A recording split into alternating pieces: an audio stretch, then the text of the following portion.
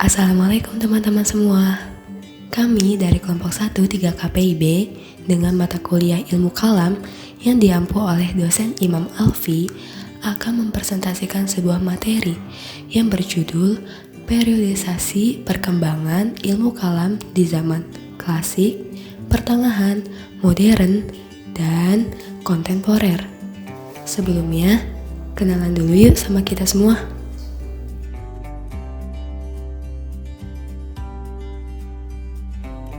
Untuk materi pertama, bagaimana sih awal kemunculan ilmu kalam dan bagaimana perkembangan ilmu kalam di zaman klasik? Jadi, ada beberapa poin penting. Yang pertama, ilmu kalam itu dapat diruntut kepada peristiwa terbunuhnya Khalifah ketiga Utsman bin Affan. Tokoh yang tidak cukup puas dengan situasi politik ketika itu adalah Amr bin As, mantan gubernur Mesir. Amr bin As inilah yang dikabarkan memobilisasi massa untuk melakukan demonstrasi kepada khalifah di Madinah. Aksi tersebut ternyata berubah anarkis dan berujung pada terbunuhnya Khalifah Utsman di tangan Muhammad bin Abi Bakar, anak angkatnya Ali bin Abi Thalib. Kelompok pertama yang menantang kepemimpinan Ali adalah koalisi yang dimotori oleh Aisyah binti Abu Bakar, Tahlah bin Ubaidillah, dan Zubair bin Al-Awwam. Mereka bergerak dengan mengangkat isu ketidaktegasan Ali dalam mengusut dan mengadili pelaku pembunuh Utsman. Konflik lantas terus berkembang dan memuncak dalam Perang Jamal yang memakan korban tak kurang dari 10.000 orang. Konflik berdarah di Siffin yang menelan korban jiwa tidak kurang dari 80.000 orang. Mengambil penyesalan melalui jalur diplomasi atau tahkim, di mana pihak Ali diwakili Abu Musa al-Asy'ari dan pihak Muawiyah diwakili oleh Amr bin As. Berikut adalah umat Islam secara umum pada zaman klasik dapat dipetakan menjadi 3 kelompok. Yang pertama itu ada Mu'tazilah, Syiah, dan Khawarij. Lanjut materi kedua di kelompok pertama, yaitu pemikiran kalam pertengahan. Pada zaman abad pertengahan ini itu sekitar tahun 1250 sampai 1800 Masehi. Ada 2 fase, yaitu fase kemunduran dan fase kemunduran yang dimulai dengan zaman kemajuan. Lanjut, materi yang ketiga yaitu pemikiran kalam modern.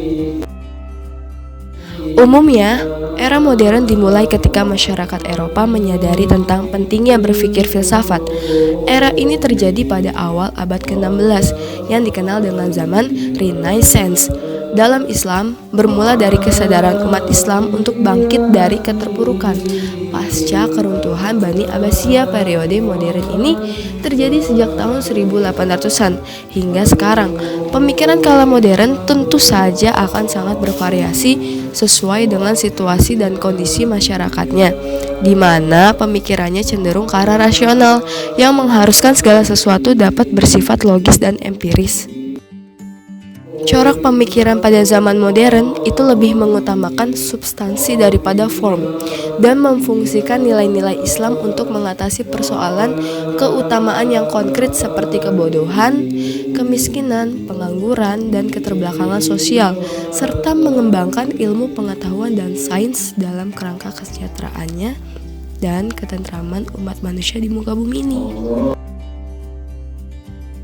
Adapun tokoh-tokoh pemikiran kalam modern, yang pertama itu ada Muhammad Abduh, 2 Syed Ahmad Khan, dan yang ketiga Muhammad Iqbal.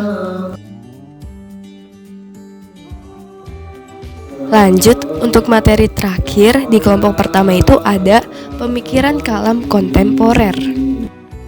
Adapun beberapa pemikiran di zaman ilmu kontemporer. Yang pertama itu ada pemikiran kalam Al-Faruqi, pemikiran kalam Hasan Hanafi, pemikiran kalam Harun, dan pemikiran kalam H.M. Rashidi. Untuk kesimpulan dari materi kelompok 1, yaitu pemikiran Islam mengalir mengikuti gerakan zaman.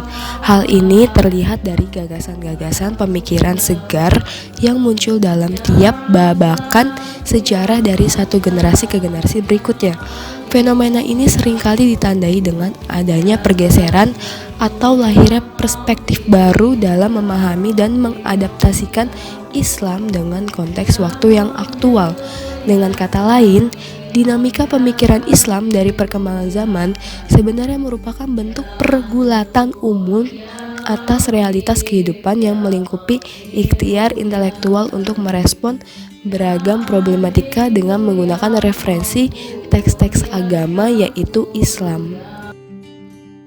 Terima kasih semuanya yang sudah menonton video ini sampai selesai. Dadah, sampai jumpa kembali.